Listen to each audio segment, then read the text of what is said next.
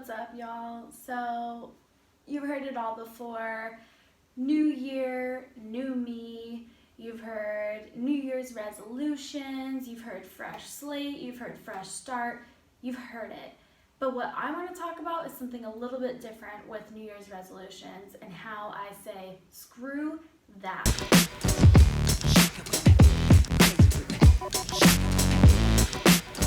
Because New Year's resolutions is based on this concept of time. And time is, as we know, man-made. It's a man-made concept. When we think about New Year's resolutions, we're thinking about joining this concept with society that we are allowed or approved one time a year to start fresh, only on Mondays or only on the first of the year or only on the first of the month. And I say screw that. Like, why do we have to wait until January 1st every single year to start fresh, to start with ourselves, to start doing things that we want to do? Why do we have to wait until January 1st? We don't. Every single day is a fresh start. Every single day is a clean slate. You have 365 chances, give or take, every single year. I say screw New Year's resolutions. I say let's show up for ourselves all year long. Let's start being our own dang cheerleaders and get it done, you know? Let's talk about goals. Let's talk about goal setting. Let's actually make those visions and those dreams and those resolutions happen. Let's find a solution for that. Let's say, okay, let's not focus on what we want to do. Let's focus on how we're going to do it, and let's focus on why we're going to do it. I think those two factors are way more important than what the actual thing is, because, you know, I've set myself up for failure many times. 2016, 2017, 2009, all these times that I've thought, oh, January 1st, I am going to make a change today or tomorrow or next week. It's going to happen. January 1st, got my resolutions out, got my new planner, ready to go. Guess what happens? I write it all down on January 1st, ready to go. I have my vision in mind and I'm like ready. And I'm like, these are the things I'm going to do. But guess what I never follow up to do, or what I used to not follow up to do. I would never put a why next to it, and I would never put a how I'm gonna get shit done next to it. And I challenge you to do that. Whatever your new year, new me, or goals are, or resolutions are, I challenge you to put a why to it. Create a why, create a how around it, because a resolution is just fairy dust without any sort of power. It is just you wishing for something. It's not actually goal setting. So, you know, I hate to take the fun out of it, but that's the reality. And I'm a realist about these types of things. So, you know, I am into a lot of woo-woo, and I am into a lot of make you feel good and vision and passion and all of those things. We have to think about how we are going to do those things that are going to make us powerful, that are going to make us magical and feel magical. And also, a side note, on 2017, please, please, please, please stop being so hard on yourself for all those things you said you wanted to do January 1st and you didn't do yet. You have this fresh slate to start over and do something new. And it's not just because it's January 1st, it's because it is a new day. Every day is a good day. You have great days and you have good days. There are no bad days. So every day that you're here on this earth is a day that you should feel grateful, and you should know that you have the opportunity to do whatever you want and be the person you want to be. You don't have to move across the country like I did to rebrand yourself or be your own boss or make sure that you are living the happiest and healthiest that you can. You can do it right here. You can do it in your own house today. With that being said, I'm going to go over some things that I'm going to focus on in 2018, and maybe I'll inspire you. Maybe you write your own list, and I'm only going to go through 5 things because let's not complicate it. Some of my goals are going to be way bigger than this list, and I'll probably make a video about that. I just want you to see that it doesn't have to be anything crazy. I would say, you know, Don't try and say you want to lose 200 pounds in 2018. Maybe start with a goal much smaller than that. Last year, here's a great example. Last year I had a 2017 resolution to read 52 books. So basically one book every single week. Guess how many books I actually finished? I actually finished 0. I set myself up for failure because I thought that I would have enough time, and I was like, you know what, I'm just gonna go balls to the wall, I'm gonna do this. And I had been off of my reading streak for a little while, and I didn't read anything. I would start something, and then Thursday would come and I'd be like, oh my gosh. Okay, actually I read one book, but I'd be like, oh my gosh, I don't have time to finish this book, and I'd freak out, and then I would just start binge reading it and skip a few pages, and I'm like, dude, that's not what you're supposed to do. So stop doing that. So set goals that you can achieve, because oh my gosh, achieving those goals are going to make you feel so good. So make sure that those goals that you have down, especially on a small list, on a small scale, they're gonna make you feel good about yourself once you achieve them. And then have a bigger, scarier list. And that's what we're gonna talk about, probably in the next couple of videos. So that way you have goals that scare you, goals that are gonna push you and challenge you, and something that you can just grasp onto, and then you're gonna have goals that you are going to achieve along the way that make you feel good AF, so you can do those big goals. Got a little list here, so don't forget.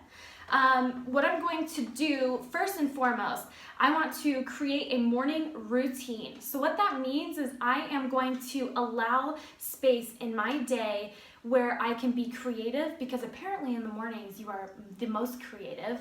I want to also have a time of the day where I am intuitive. So whether that means I'm doing some meditation, some guided unplugged time, or craft. This year I do want to get into jewelry making, so I'm going to use a portion of my day, especially in the morning, so I can go into that creative, intuitive crafting style. And I'm also going to have a portion of my morning geared towards brain power. And what I mean by that is I'm going to grab a book or a strategy or a training, and I'm going to get to work on something that is going to make me grow my mind, give me a little more give me a little more intelligence, a little more knowledge on the things that I'm passionate about. Number 2, food is not the enemy. This is something that I still struggle with a little bit, is food being the enemy, jeez. And the reason being is because I've had a couple of eating disorders, and those are things that I'm going to talk about throughout the year. One of them being binge eating, so I've turned to food for comfort.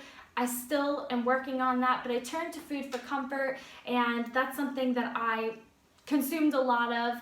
Also, orthorexia nervosa, I did go through a phase in my fitness journey where I was hardcore, strictly only eating clean foods, and it really, really affected my psyche and my friendships, my relationships, and all of those things. So this year I want to focus on food not being the enemy, because one thing that's really crucial with food is that when you stress, so over anything, food aside, if you stress about anything in your life, your body releases something called cortisol. And cortisol is actually worse for you than a sugary ass donut, okay? So cortisol, you worrying about the donut, is going to make it so much worse. And your body, especially females, are going to show it's going to show up in other ways. So you might have a little more cellulite, which cellulite is not a big deal. If you got cellulite, I did too, no big deal. But stress is going to show up in a little bit of cellulite. It's also going to show up in those soft spots on your skin. And it will show up, and typically in women, our soft spots are at the back of the arms and the inner thighs. So that's how my stress shows up. That's from cortisol. That's from me stressing about things that don't even matter. I mean, come on. We got enough to stress about. We don't need to be stressing about the food that we eat. And how I'm going to do that is I'm going to make sure that I'm eating intuitively. And I'm going to talk about intuitively a lot or intuition, because I think it's so important to keep true to yourself and what feels good for your body, your mental health, your physical health, because there's so much out there right now, and it's so hard to stay true to yourself when you have everything else going on around you. Drinking more water, of course. Hello. make sure you get one of these guys and that you fill it up and you carry it around with you, because drinking water is life. It actually gives you more brain power and lets you think clearer, and it also helps suppress your appetite, because most of the time when we think we're hungry, we're actually dehydrated. Another one of my goals is going to be reading one book per month.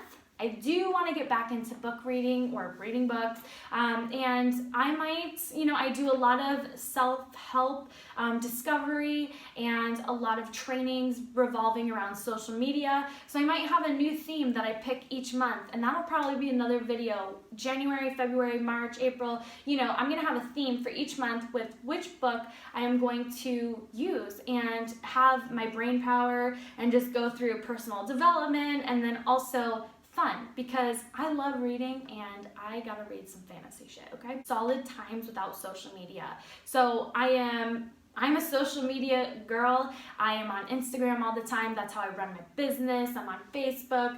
I run challenge groups on Facebook and health and fitness groups on Facebook. And here I'm starting this YouTube. So one thing I want to make sure that I do throughout 2018 is I have solid times throughout the day where I do not have my phone, or I at least have some sort of blockers that keep me off social media. I'm going to do more research on that and get those apps for you, so that way you know what are the best apps and what are the best killers on your laptop, so you can get productive work done and you don't have to worry about accidentally going on Facebook or accidentally scrolling through Instagram when you should be doing something productive, or you could actually be reading a book. 5 is my last one. Do something that scares me.